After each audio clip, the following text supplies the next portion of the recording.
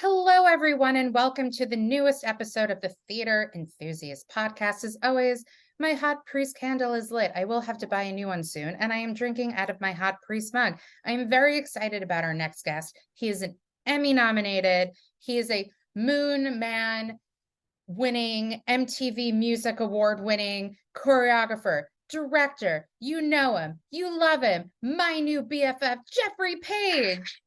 Can you hear that? Oh, that's the applause. Yeah, now it's I was gone. wondering how you were gonna do that. Yeah, I have an app on my phone that's an applause app. I don't use it on myself. Maybe I should.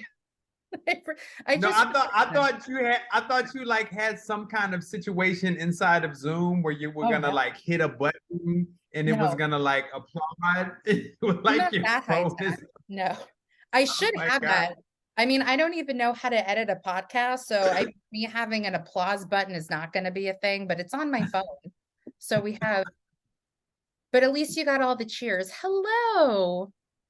Hello, how are you, Allison? I'm good. I'm here. I'm staying hydrated while drinking out of my priest mug. Gotta have the water. How are you? Oh, I need some water. I need some water. Pause. Hold on. So, should I riff? Yeah, we're here on the podcast. Water. I'm here. I'm back. I'm already back. He's See? back. I said she, but he's back. Where did I put my water bottle? It's somewhere. I'll get up if I need to refill. Anyway, cheers. We're drinking. Cheers. Yes. Clink, clink. So Jeffery, like I mentioned earlier, So for those who are listening, Jeffery co-directed and also choreographed the latest revival of 1776 on Broadway that played at the American Airlines Theater through Roundabout, and they just finished their run yesterday. So congratulations on your run. I feel like it's probably going to be nominated for revival of a musical, but I will admit, I did not get to see it, which I'm kind of sad about because I do like Elizabeth You A. need to Davis. see it. I know. I'm sorry. I watched the clips. I'm sorry. Bye. Podcast is over, everybody. This was great. You're welcome. I've watched I have no money to see anything, please. I saw Kimberly Akimbo the other day, which was wonderful. But the reason I saw it was it's really great. I cried a little at the end.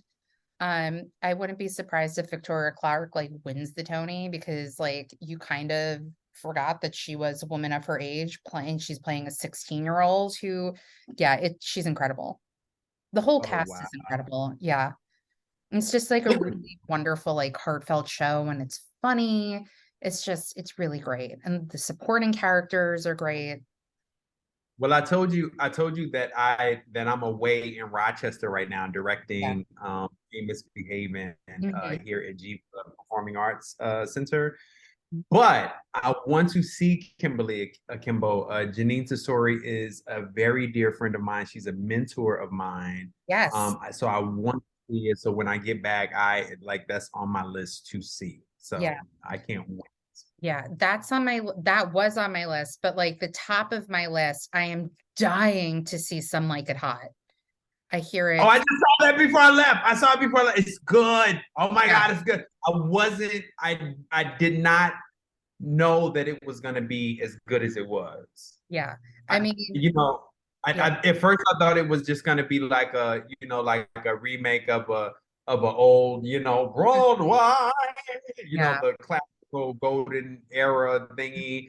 Um, and I was like, this is a really like cutting edge story. This yeah, is really amazing. And it didn't like hit me until the last like maybe 20-30 minutes of the show. I was like, oh, this is amazing. yeah, So yeah, you have to go see it. yeah. I mean, I think it's like you have like Mark Shaman and his his writing partner writing it. It's Casey Nicholaw, so obviously huge top numbers. Amber Ruffin with Amber Ruffin. Yeah, Mhm. Matthew Lopez, they wrote the script, and I'm a huge Seth Meyers fan, cut to like Amber Ruffin on his show. I haven't watched her show, but I fucking love Amber Ruffin. So yeah, and my friends who have seen it, they're just like, if you love Something Rotten, which I did, you're gonna love, so even though it's a totally different story, they're just like, It can, wait, your friends compare it to something rotten? Well, I think it was mostly like the musical, like the Broadway musical comedy. I think that's what they were trying to refer to. Okay, I guess. I mean, I it's don't definitely see. not something rotten, but Yeah, it's very different. It's yeah. very, very different.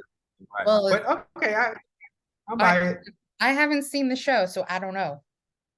I can't tell you. Last thing I saw was So maybe this is a jab. Maybe this is a jab at your friends. sorry. Okay. Well, it's okay. She doesn't even listen to my podcast anyway, so sad about her. I Anyway, love the way you conveniently have your mug so it's facing the camera. I think it's so oh perfect. It's yeah. fantastic. Well, I always drink out of, I mean, you can just imagine if I was like, here's my mug, and everyone's like, what does Neil mean? Who is Neil? Yeah, no, it's Andrew Scott, Hot Priest from Fleabag. And it's funny, I was in London 6 years ago and he was doing a production of Hamlet there. And I said to my friend, I'm like, I just can't sit through another production of Hamlet. I just can't do it. Cut to like looking back on it, we're kind of like, we should have seen Hamlet because we could have seen Andrew Scott as Hamlet, but it's okay. I'm happy with what the show we ended up seeing. Anyway, enough about me and me not seeing Andrew Scott on the West End. Jeffrey, I always like starting with, where are you from? I'm from Indianapolis, Indiana. After I graduated from high school, I went to Philly. So a lot of people assume that I'm from Philly. Hmm. And then after Philly, after undergrad in Philly, I moved to LA and I was in LA for about 12 years or so. So then people think that I'm from LA. So nobody really knows that I'm not from Philly and I'm not from LA, although those are like my adopted homes.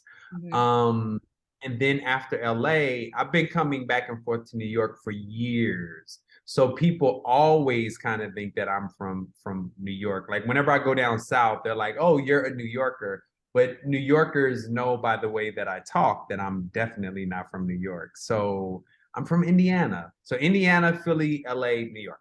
Yeah. How long have you been in New York for? Uh, I moved to New York in 2008 for Fela.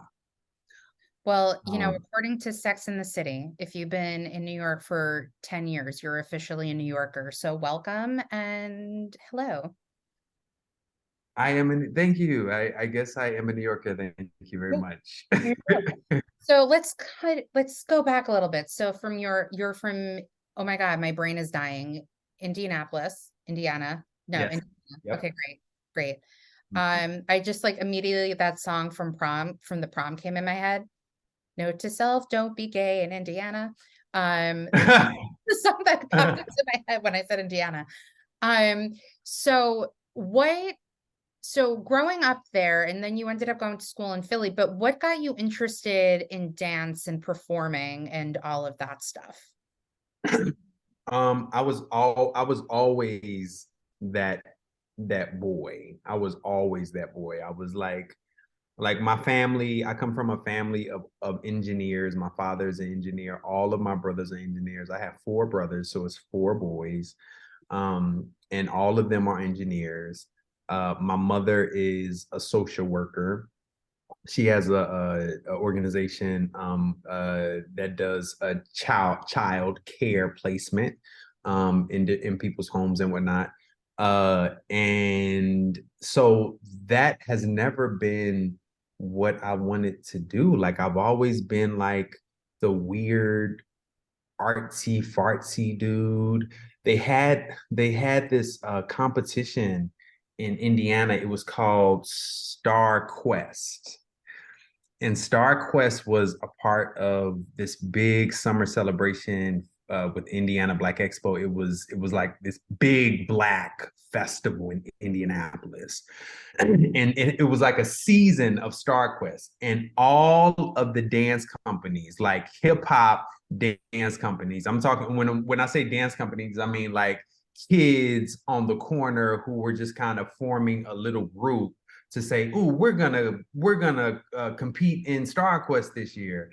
Like from Gary to Fort Wayne to blah blah blah to South Bend to Indianapolis, like all of the black kids around that time would gather in Indianapolis, and it would be like a showdown of hip hop dance culture, and I was in heaven.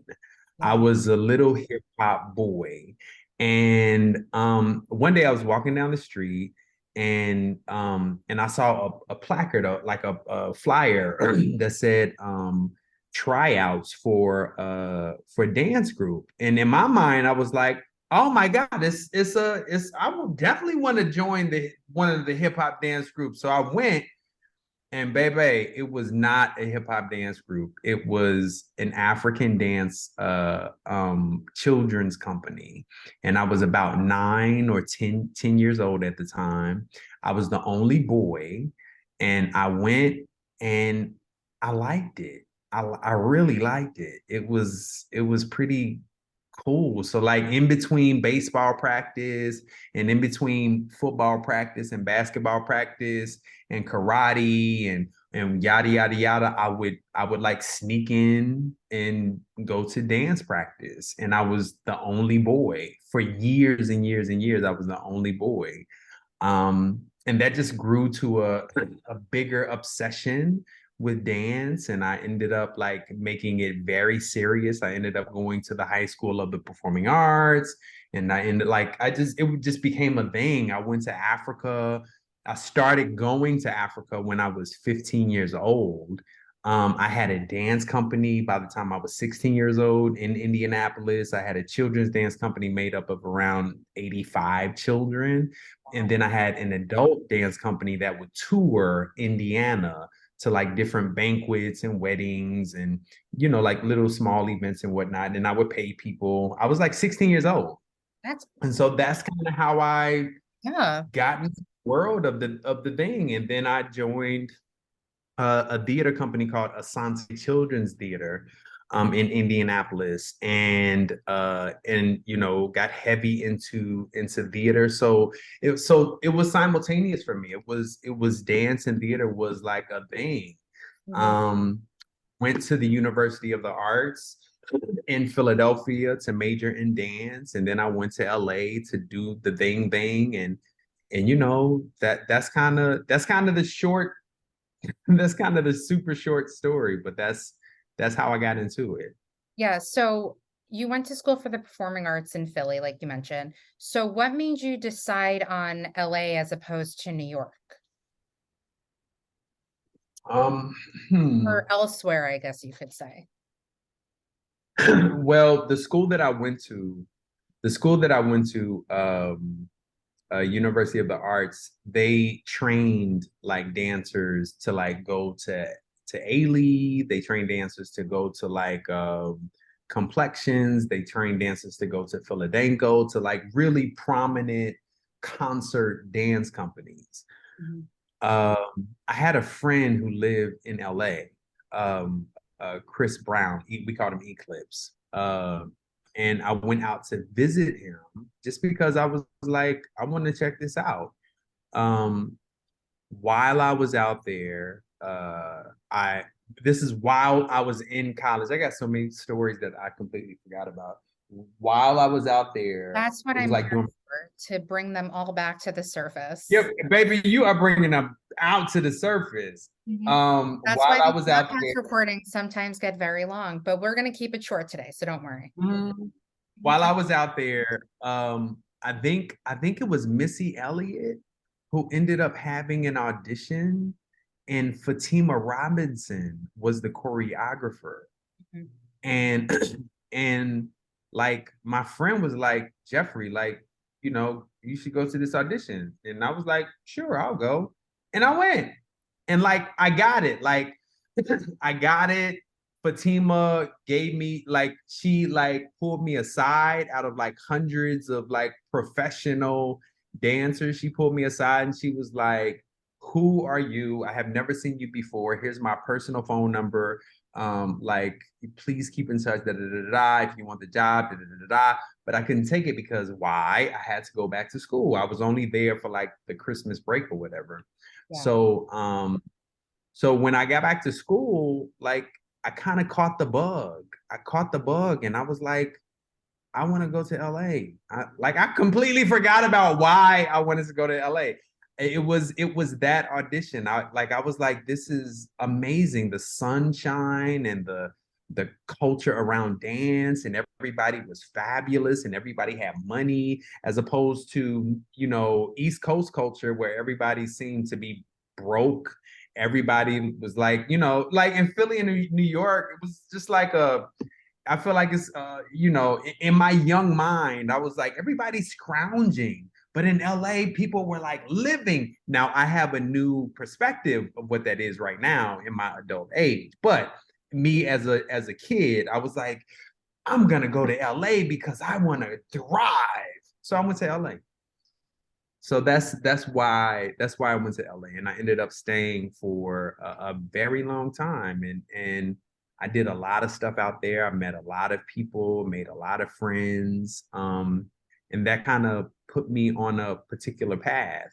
And eventually, I'm giving you a super super short story. Eventually, um, uh, I ended up. Some friends were working with Bill T. Jones. This is years and years later. Yeah. Some friends were working with Bill T. Jones. This is with the dance company in New York that I was touring with while I was in Philly. So when I was in Philly, I did tons and tons of things. And so I was also touring with a dance company called Forces of Nature Dance Theater in New York. And so some of the dancers from Forces, they were working with Bill T. Jones on this new project. And they were like, sending me pictures and telling me about it. And I was like, this looks amazing. And they said, Jeffrey, they're having auditions. We're going to Broadway. And I was like, and I made my way to New York. I auditioned, baby. Mr. Bill T. Jones hired me, and I began my life in New York as a New York resident.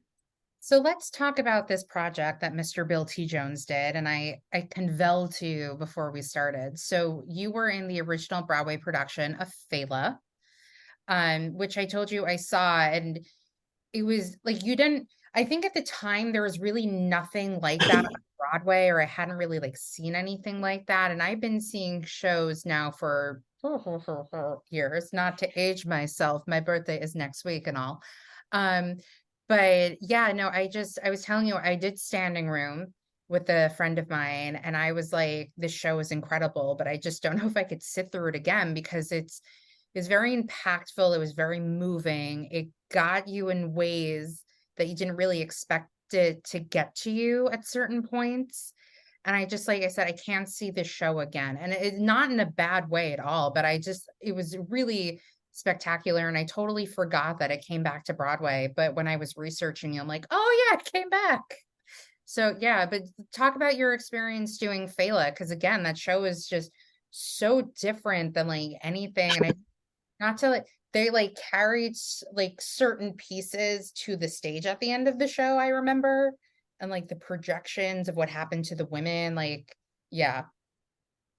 Sorry, You not to like know, sit down or anything, but No, no, no, no, no. I don't think it's a downer conversation at all. yeah, On the contrary, I think it's an uplifting conversation. yeah. In fact, it's what has I think it's what's made me so interested in the kind of work that I do right now. The kind Mhm. of work that I do right now is provocative. Yeah. Like the kind of work that I'm most interested in doing um, is work that that punches you in the gut and makes you imagine a bigger, better, and more expansive version of yourself in the world. Mhm. So that's the kind of work that I most enjoy right now. Yeah. And I think that came from my work in Fela.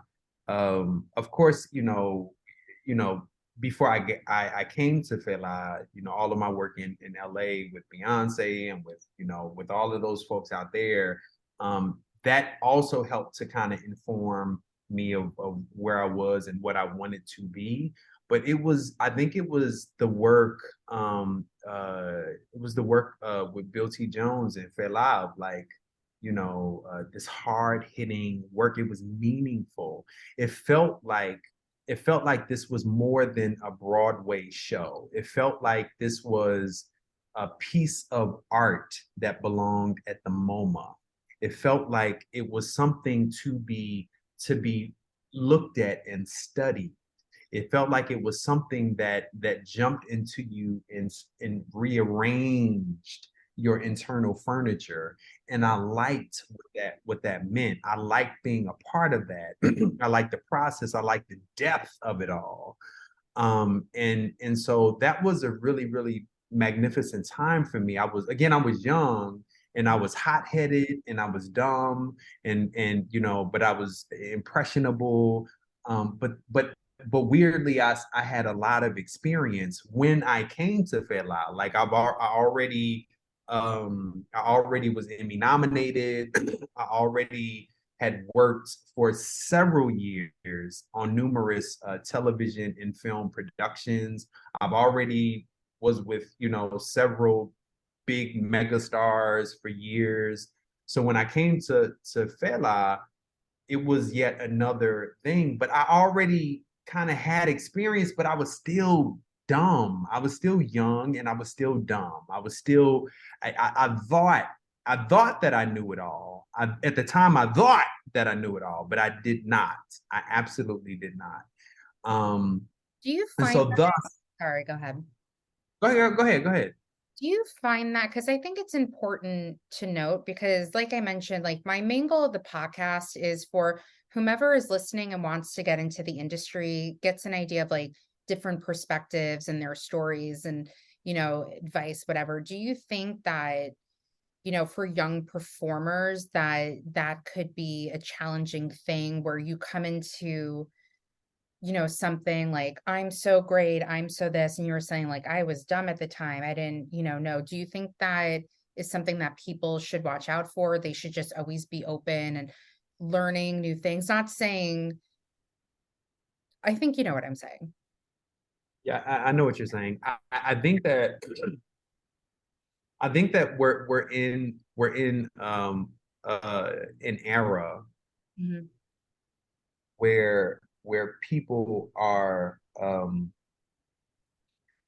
where people don't fully understand that there is a such thing as being uncomfortable, Mhm. and and being rigorous, and again being uncomfortable, Yeah. and being thoughtful, and being uncomfortable, and being inside of the thing, getting your hands dirty and being uncomfortable. Mhm. I think that we're in this thing where we have to feel comfort. And a lot of time, and I'm not saying that we have to harm ourselves, and I'm not saying that we have to put each other and ourselves in unsafe situations. I think of it a lot like going to the gym, Mhm. right? Yeah. Going to the gym, I go to the gym and I lift weights, and it's hard. It's really, really, really hard. It's really hard. I have to mentally prepare. I have to physically prepare. I have to emotionally and spiritually prepare. Like, it's really difficult, And then once I get myself to the gym, I have to put in the work. And then I have to do it again and again and again and again. And then the idea behind growth is the idea behind growing muscle is first ripping, literally ripping old muscle tissue in order to make room for new muscle. Well, that's kind of painful. That's kind of painful. And I think that there are people, and there is a narrative today where people mistake um, uncomfort for um, something that is actually not good for you. Yeah. And in my mind, uncomfort and not good for you are not one and the same. They're just not. I can be uncomfortable, but that uncomfort can have me in the midst of developing my best self. And so we really don't get to see our best selves because we're so interested in being comfortable and always being comfortable. And if we're always comfortable, then we're never meeting a challenge and we're never meeting an obstacle and we're never feeling the tension of pushing up against something in order to grow and develop our best and biggest self. And so, I think that there is something to be said about where we are right now. Like I went through a lot of uncomfortable times, but those uncomfortable times have made me the very patient and the very wise and the very thoughtful and the very rigorous person who I am right now. I was very dumb and hot-headed, and uh, and and now maybe I still am, but I think not as much as I used to be. Mhm. So I'm still growing. I'm still developing, but it feels different than I once was. And I think going through that motion of rigor, like, it has formed me. I Mhm. would not have been able to survive this year alone without having the kind of muscle that years and years of preparation have gifted me. Mhm. So I do think that there's something to be said about where we are today and how we lean on comfort, as if comfort is the thing that provokes growth. And Yeah. actually, I think it's quite the opposite. Do you think Fela, or how you're pronouncing it, Fela, hopefully I'm pronouncing it correctly. Do you think that kind of began your journey into what you were just discussing? It didn't begin my journey. I Okay. think my journey began a long time ago. Mhm. My journey began. I have so many stories. I have so Listen, I you're I have always so many welcome to stories. come back on the podcast. It's an open invitation for you. So you're always welcome back on. Yeah, I feel like sharing. I appreciate that. Of course. Um, my You're very my my enjoyable to talk. journey my journey began like a long time ago. My journey began with flunking the sixth grade. My Mm. journey began my journey began with being a black little boy in Indiana. My journey began, going to ballet class at 8 o'clock in the morning, and then that same day being in Washington, D.C. for rehearsal in the night with Debbie Allen. My journey began working with George Faison and Abdel Salam. My journey began a long time ago. I think that Fela um, was a continuation of the journey. Mhm. Fela Fela was the thing that kind of helped me to continue figuring stuff out. It's interesting. While I was doing Fela, I was also a feature choreographer on So You Think You Could Dance. And Mhm. so and so me being young and not knowing anything, so You Think You Could Dance asked me to come back to be kind of like a resident, choreographer with the show. This was in the midst of Fela. And as opposed to going to my equity rep, as opposed to going to my stage manager, as opposed to going to equity themselves who represent me, I went to Bill T. Jones and I said, "Hey, Mr. Jones, listen, so you think you could dance? They want me to do this thing." And da, da, da. He said, "Absolutely not, absolutely not, absolutely not." And I was like, oh no, I can't do it. And that was that. And I was heartbroken and I was angry and I got over it.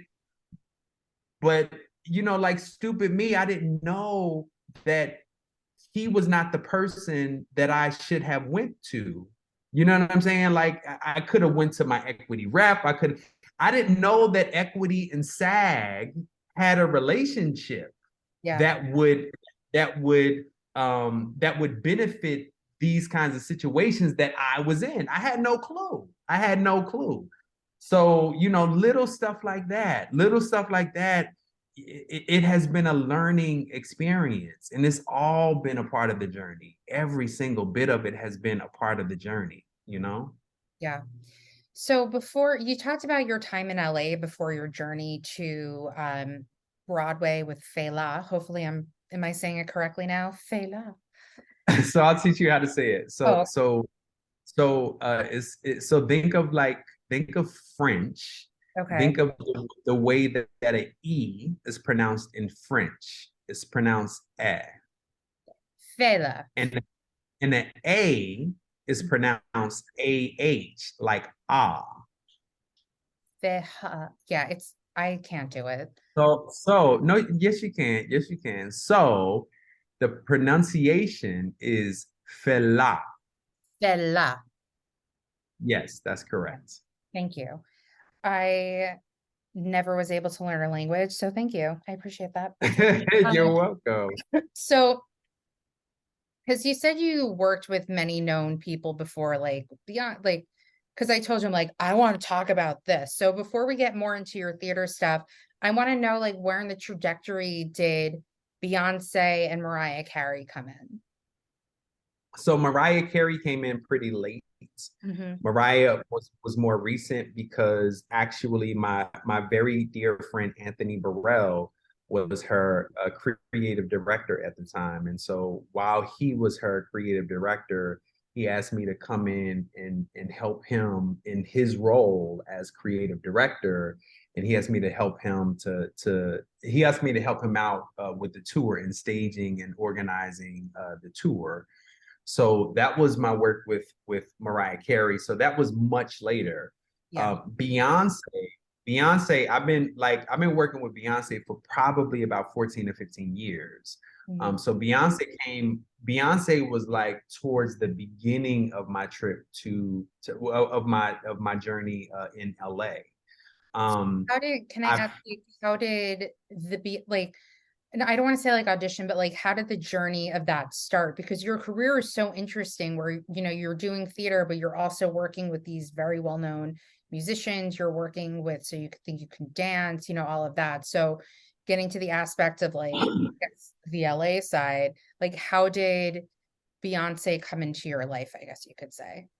so it was an audition. I was auditioning for her baby boy a tour. It was touring to Europe and then it went to Las Vegas and a couple of other places.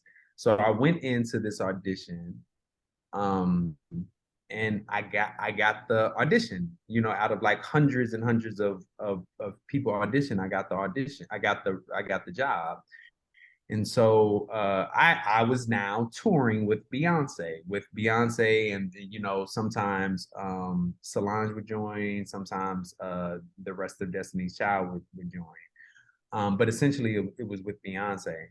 How I started to choreograph for her is because me and Frank Gatson, who was her creative director at the time, in LA people, they have it's like different terminologies than New York people.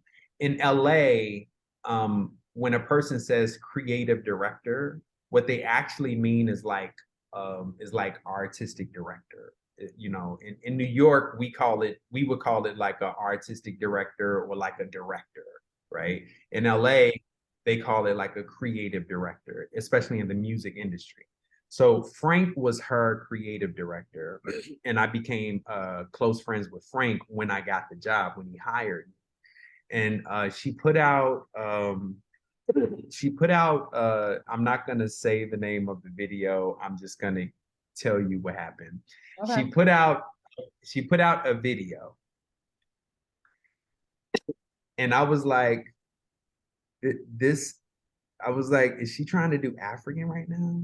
This is awful. This is not wonderful. And I called Frank and I said, Frank, um, can I like would you mind if I put something together just so you can see? Like, can I get some dancers together and maybe you come to the studio and just check it out? He was like, sure. Mind you, Allison, at this point, I've been doing this for a long time. Yeah. So at this point, because I told you I've been doing this since I was a kid, Yeah. right? So now at this point, I have been doing this quite a long time. Mhm. And so I pulled together some dancers in LA, and I put together this thing. And and I said, okay, Frank, come and check it out. So he came to check it out. And when he saw it, he like right on that spot, Mhm. he called Beyonce and he said, Beyonce, I'm gonna send you at the time it was a DVD. And luckily I had a DVD. I made a DVD before he came. Like I was prepared to be like, here you go. You know what I mean? Um, he called Beyonce, she watched it, and on the spot he hired me to fly to LA to completely restructure her MTV presentation. Oh, wow. Like the song that she was doing, like kind of like they just kind of threw that version away. And so it was my charge to kind of recreate the version. And from then on, I've just been working with her like off and on for years and years and years, doing tours and television appearances and concerts and so on and so forth. So that has been my relationship with Beyonce, and it's also been a part of my journey in terms of learning, because watching Beyonce it's taught me a lot. You know, like I remember one time we were doing the MTV Awards, and there was a section that like uh like Beyonce needed to figure out, right? And it was 8 counts. So for people who don't know what 8 counts is, I'm gonna say it to you. Mhm. 1, 2, 3, 4, 5, 6, 7, 8. That's 8 counts, okay? It was 8 counts. We worked on one 8 count phrase for probably 12 hours because she wanted to figure out, this is where I grab my mic. This is where I do the choreography. This is where I put on the da da da da da. This is where I do the da da doom. And then this is where I look at the camera. And we literally did that for hours. So when we talk about meticulous meticulous rigor, I mean, and when we talk about when we talk about uh, getting it right and not being lazy about getting it right. And when we talk about leaning into the obstacle, and when we talk about this idea of uncomfort Mhm. as an idea to be this thing that grows a person. Well, Beyonce is arguably one of the greatest performers of all time, right? And I would say she's one of the greatest performers of all time because she has a sense of, I am going to look at an obstacle and I'm not going to turn away from that obstacle. I'm gonna walk towards it. I'm gonna walk through the fire and I'm gonna get it right. Right. And that taught me a lot, like watching her come into the studio, like me and her, we worked a lot. Like she would come into the studio like 4 o'clock in the morning, like, you know, no makeup on, like, hey, what's up, Jeffrey? Let's do this thing. Like, oh my God, you know, like what is that step? I don't understand. Like we worked a lot and I learned a lot from her. I learned a lot from her. I learned a lot from Frank. I learned a lot from all of those people who were around during that time. And that's kind of stayed with me through my entire process. So when people talk about rigor and when people talk about I'm not comfortable and I need to be in a space where I am comfortable, I don't fully understand what that means because I have always found myself in a space where my biggest growth lived inside of uncomfort. My biggest growth lived inside of uncomfort. So I don't know what that means when people say, oh, my muscles are aching. Can we just stop and just go get a croissant and some coffee? I don't know what that means because like we got to get it right. We got to get it right. And so that's followed me all throughout the years. And here's the gotcha, Allison. That was before Beyonce. I'm sorry, that was before Fela. And so I go to Fela in the midst of Beyonce, right? Because Beyonce had her little Fela era as well. Well, that was partly because I was in Fela. She came to see the show. She also was one of the producers. Like it was a lot of cross, intersections happening and whatnot. Um, uh, but I go to Fela and I think that I know it. I think that I'm wise and I think that I'm strong. And I think that at this point in time, I've worked, overseas. I've worked with Debbie Allen. I've worked with George Faison. I've worked on television. I've worked on film. At this point in time, I'm like, what is this Broadway stuff? I'm gonna show them how to do it. And I was hard-headed and I was stupid. And at the time, I did not know that I was hard-headed and I was stupid. At the time, I did not know that. But because of all of this, like it's all with me. All of these experiences are with me, and I'm still trying to figure out how am I developing actually. So all of this is with me. So my first couple of years in New York, it was stupid Jeffery. And I would even say more than my first couple of years in New York. I'm learning things right now. And the hope is Stevie Wonder says, when you stop learning, you die. Yeah. So my hope is that I'm always gonna find something new and something beautiful and something special to learn about, something special to do. So I'm still learning, So that was the Beyonce thing, and again, that was a very truncated, idea of what my journey has been like with Beyonce. With Jasmine, it was Jasmine Sullivan. Yes. That was again much later. With Jasmine Sullivan, she is a Philadelphia native, and so when I was in Philly, there was this open mic spot. It was called Black Lily, and I was a Black Lily fiend. I went to the Black Lily every week without fail. I saw Jill Scott, Jasmine Sullivan. Like she was a kid at this time. She was like maybe 11 years old at this time. I saw Erykah Badu. I saw The Roots. I saw Jazzy Fat Nassies. I saw Jaguar Wright, and the list goes on and on and on. So I knew about Jasmine Sullivan well before anybody else knew about Jasmine Sullivan. Before her first album, I knew about Jasmine Sullivan before I went to LA, right? Yeah. So when I went to LA is around the time that Jasmine Sullivan got her record deal. And I was like, I want to work with her. And nobody really knew about Jasmine Sullivan. I was like, I want to and so I started, I would like reach out to her team every day.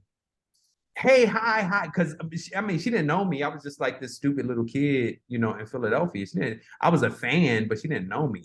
Right. Yeah. And it wasn't until I moved back to New York that they find that her music coordinator reached out to me because she knew me from Beyonce. Yeah. reached out to me, said, Jeffrey, can you come and be Jasmine's creative director for again the MTV Awards? Yeah. And so that began my journey with Jasmine, which has been quite a journey. It's been me, she's much young, not much younger than me, but she's younger than me. Yeah. But it's been me like giving her all of this stuff that I have learned throughout my journey in terms of what it means to be rigorous, what it means to be an artist, what it means to command an audience and command a space while you are on stage. And so in the midst of that, it's so big in the music industry. I've been and big in like live television and creating stuff behind the scenes.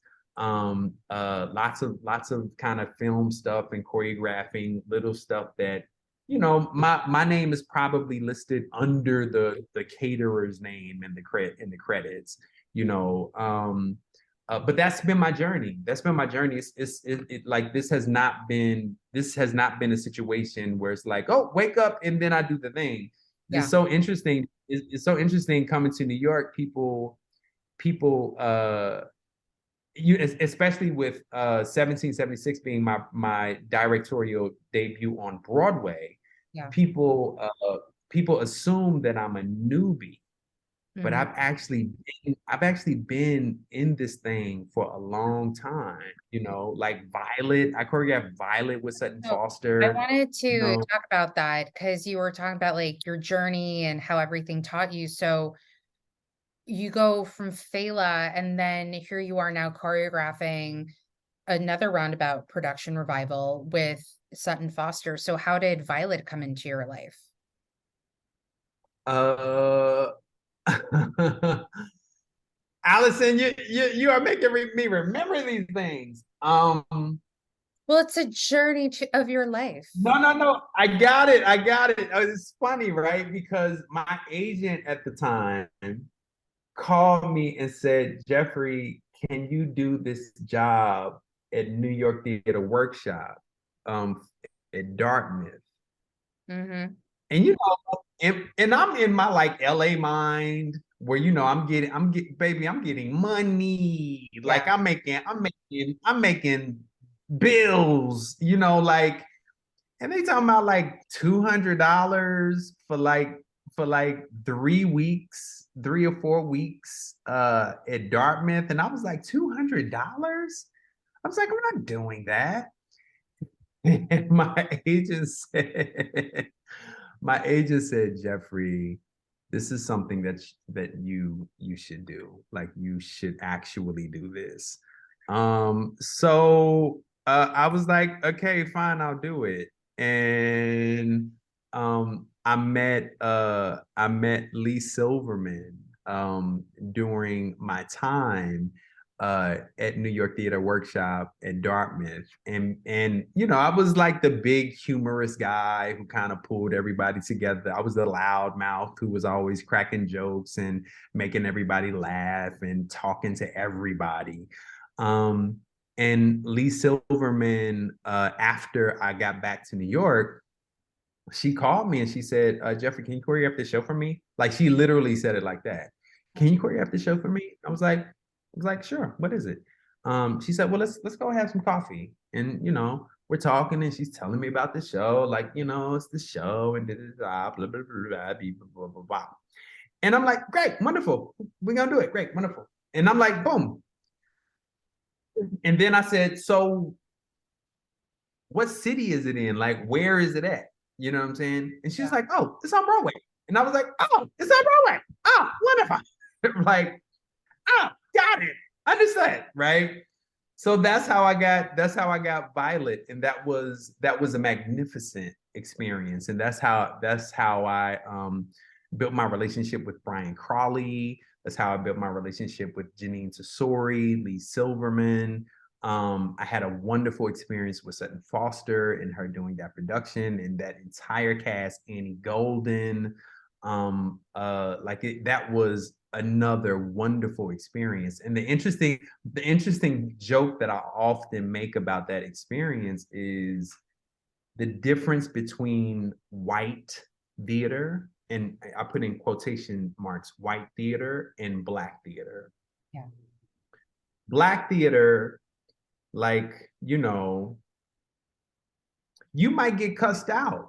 You might get cussed out, and you might get a shoe thrown at you, and you might get a something else thrown at you, and this and that thrown at you. If you miss a step, if you think too much, if you blah blah blah blah blah, whatever. That's black theater, and that's the kind of theater that I was raised under. It's like, so when I keep mentioning, you know, people like George Faison, Debbie Allen, like, you know, George Faison, like these people are geniuses, and they don't fucking play.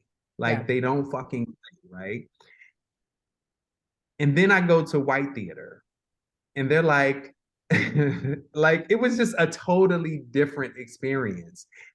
I was just like, wow, like, nobody's cussing, nobody's throwing things. Like, people, like, Sutton is bringing cookies for the cast, and I'm like, this is like really interesting. I'm completely not used to this.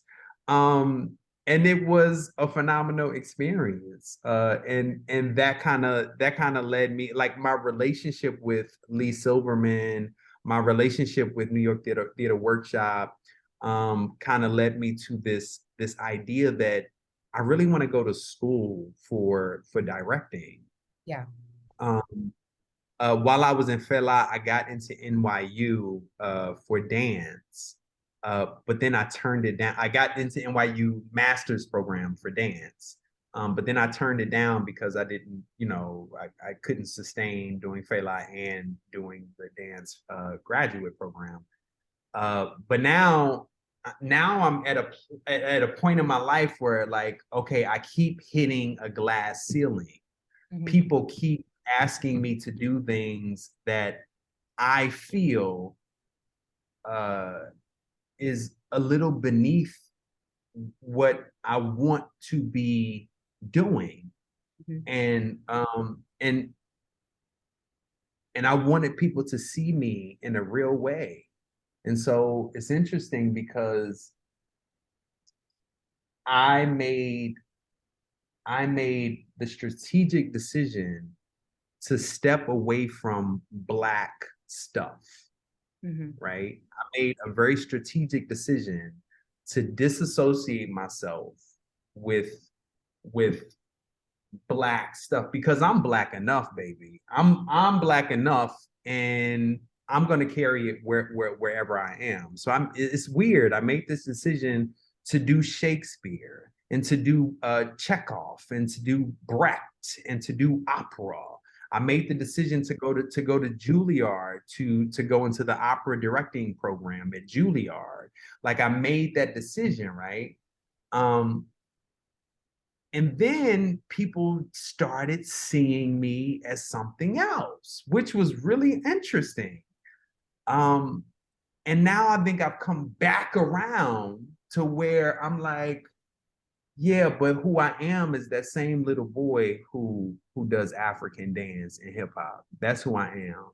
And the way it's interesting, the way that I direct a play, it's like an African dancer. It's like it's this. It feels like jazz in my mind. It feels like hip hop, like the rhythms of the, you know, like when any play that I direct that has no music, it feels like there's something under it that drives it, that is musical. And so after they say that when you come back home, when you go around and you come back home, then you're healthy. Yeah. Like, you're healthy in your mind, you're healthy in your heart. Um, and I think I've done all of these things, and now I feel very confident coming back home and saying, I am an African dancer. That's not all that I am. Yeah. But that's the lens of how I view the world. That's the lens of how I view Shakespeare. That's the lens of how I view Brecht. That's the lens of how I view Chekhov. That's the lens of how I view numerous operas that I have worked on. Yeah. It's as an African dancer, Yeah. right? And I think that's the thing that I'm most interested in. And I think before we started chatting, you know, we spoke about Fela, and Fela being this thing that helped me to kind of associate myself a as a provocateur, you know, rather than a showy artist, you know. Like I want to be a person that provokes conversation. I want to be a person that galvanizes communities to come together, to have deeper conversations. So this production that I'm working on, Ain't Misbehaving, it's the same. Essentially, it's the same production that I did at Barrington Stage that got me the New York Times Critics Pick. It's the same production that I'm doing here at Jiva. You know, it's interesting. That production is looked at as, you know, like it's just, you know, five Black people who have on sequins and hats and, you know, stuff, and it's beautiful music, and what story would be there? And I believe that there is a heartbreaking story that's there. And so that's the story that I built at Barrington in directing and choreographing that production. That's the story that I'm building now. I get to continue that work here at Jiva, and it goes on to Westport. So it's all of these things that you touched on, Allison, that are kind of sparking my mind of like, oh, that happened and that happened, and that's why I am the way I am, and that's why sometimes I could be so aloof, and that's why I could be so tough, and that's why I lean into a state of rigor and a state of discomfort, because I think that we all should lean into that in order to discover something bigger and better and much more divine than what we present and what we know.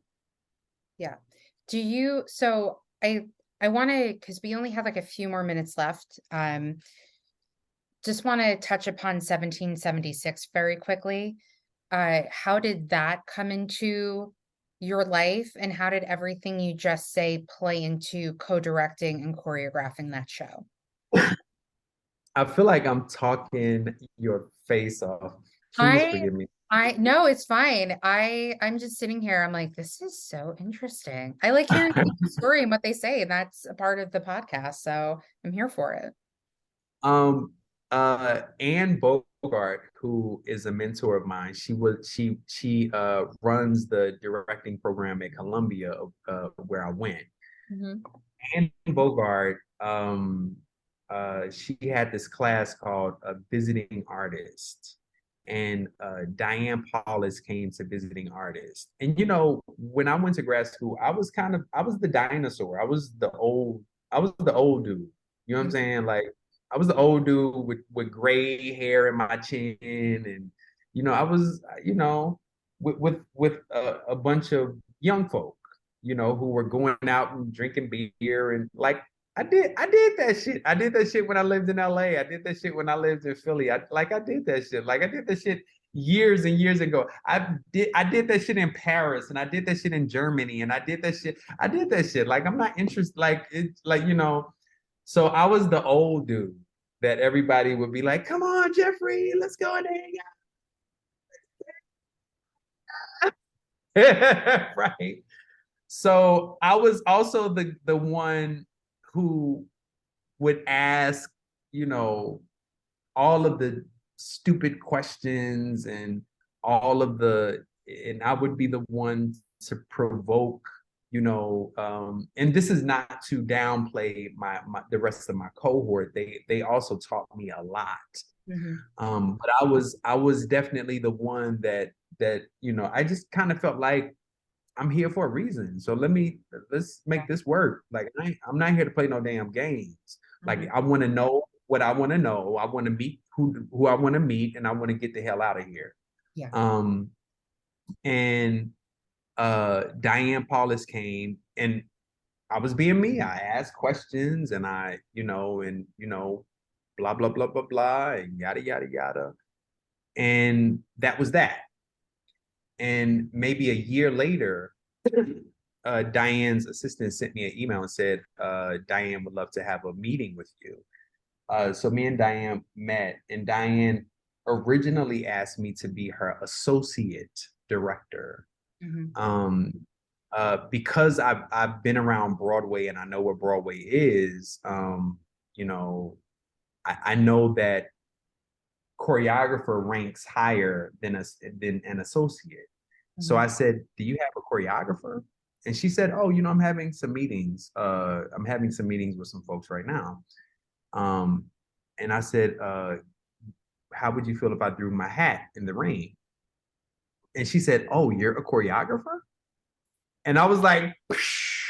So here's the thing, Allison, the thing that I've been working for, which is to disassociate myself with this former me that felt limited and confined, right? Like I was so interested in people not seeing me as the dance boy and the African dance boy and the hip hop dance boy and the blah blah blah dance and dance and dance and dance and dance.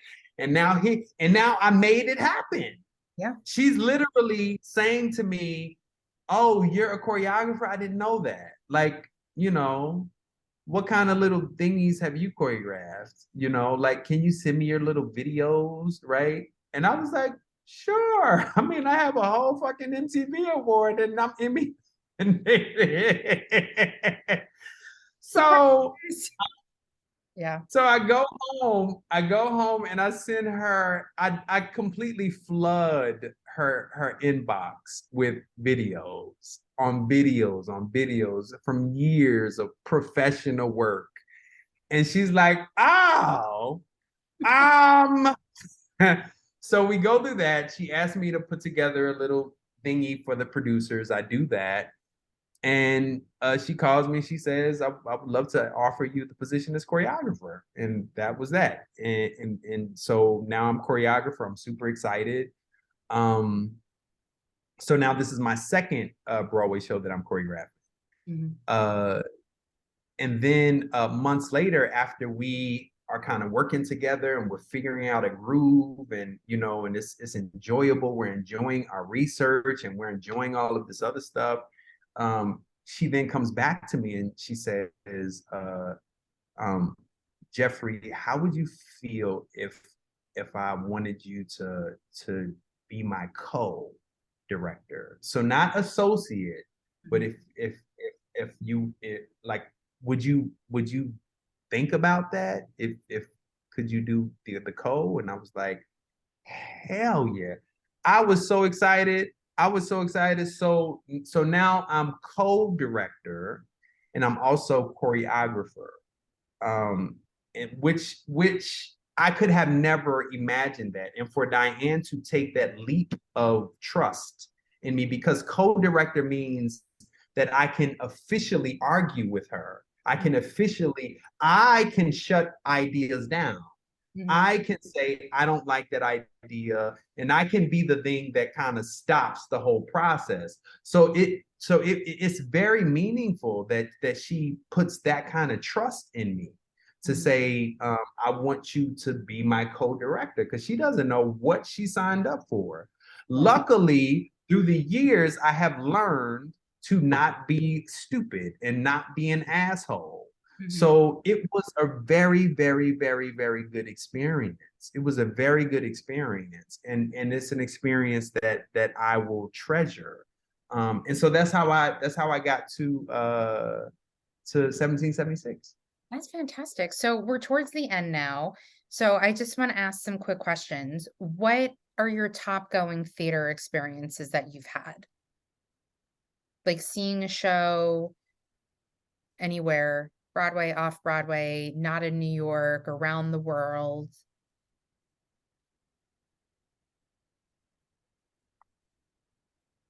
I have several.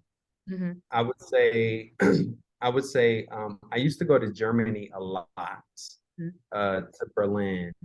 And one trip, my very, very good friend who has now passed, her name is Dominique.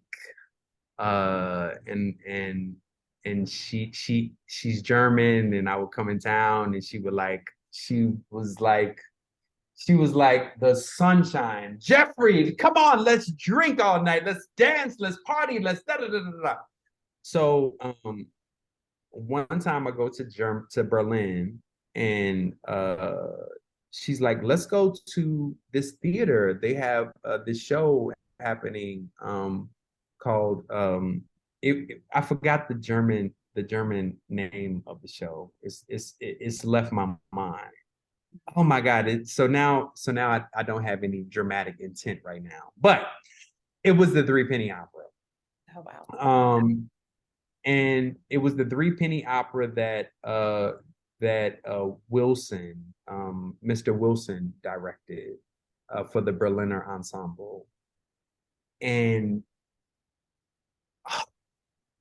like to the senses, like it was like sensory overload. I didn't understand a word that was being said because it was all in German. But I was like, what in the like? So that's something that has completely shifted my life. I would also say things like Passing Strange. I would also say things like Hadestown. Hadestown is like my comfort food. Yeah. Like sometimes I just go to Hadestown just because I just want a big old figurative bowl of macaroni and cheese. And so I go to Hadestown and I cry and I cry and I cry and I cry. It's tons of shows, but I would say those are the shows that are coming to mind right now. Yeah. Do you have any? I usually ask people, because you're my first like choreographer, I mean, you've performed, but like, you know what I mean. So are there any like dream roles or projects that you would like to do? I want to do something that completely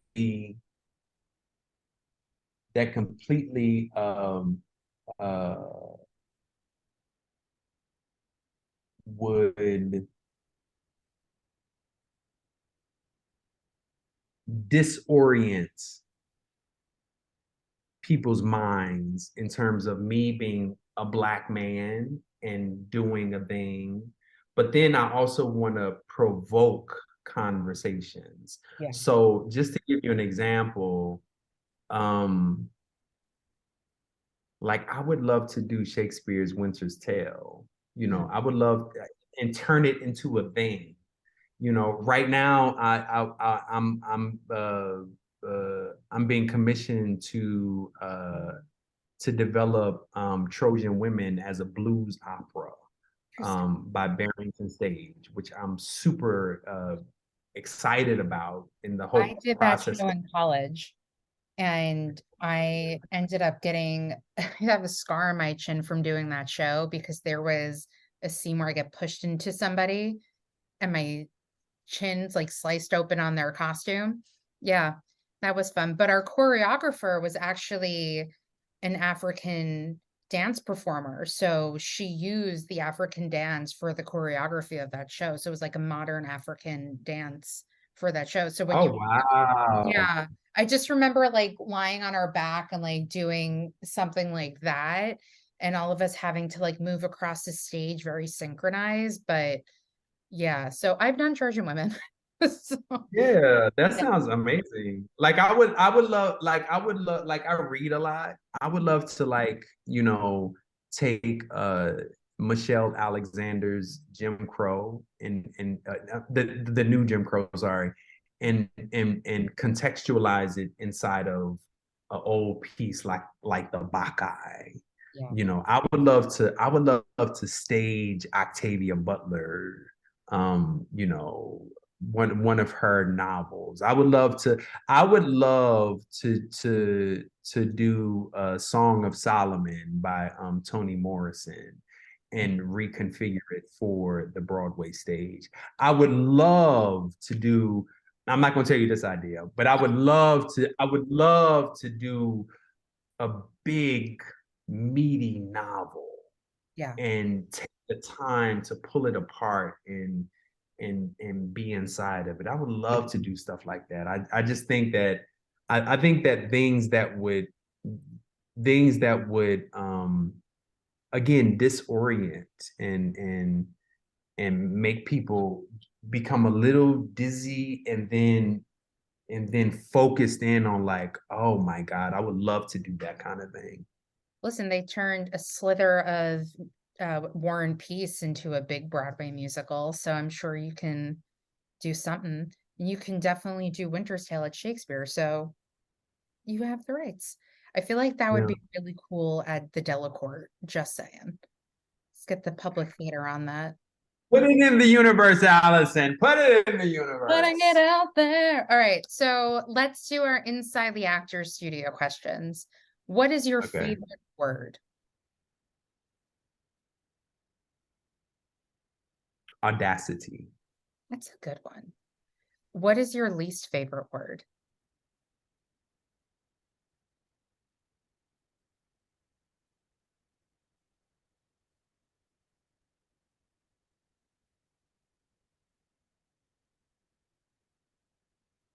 Um, Least favorite word. I don't know. Diminish. What turns you on? And I'm sorry. I'm sorry. I'm sorry. I'm sorry. I'm sorry. I'm so sorry. I'm so sorry for everybody who's watching. Okay. Okay. Go ahead. I'm sorry. What turns you on? Legs. What turn Music. yeah. Say that again. No, I was like, oh yeah, keep going. Legs, music. Legs. Music. Big body sounds that wrap around your mind and your body and cradle you. That turn me I feel like we're in a room where you're about to choreograph something right now. I'm feeling it. on. Right. What turns you off? Limitations. What is your favorite curse word? Say that again. What is your favorite curse word? Motherfucker. What is your, hold on, what sound or noise do you love?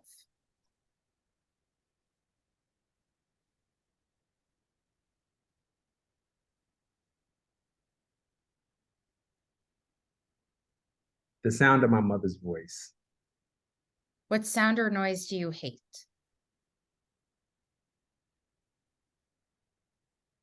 Painful tears. What profession other than yours would you like to attempt?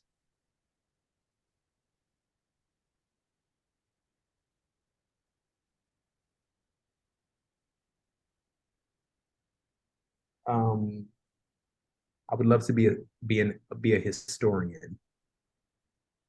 What profession would you not like to do?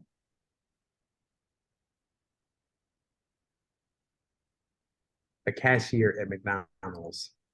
That's fair. That's fair. And lastly, if heaven exists, what would you like to hear God say when you arrive at the pearly gates?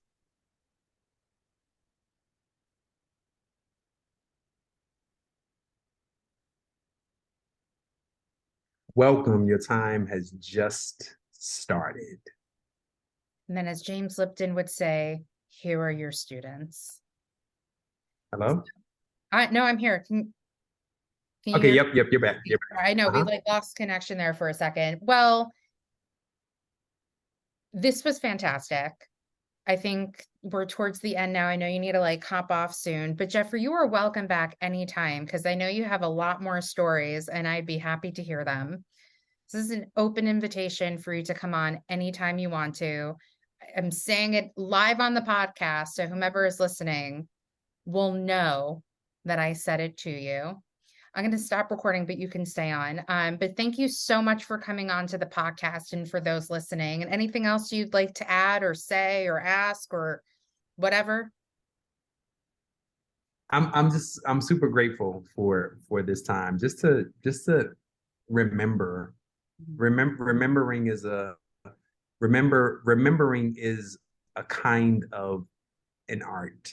And I'm grateful for you allowing me to remember. It feels really good to remember.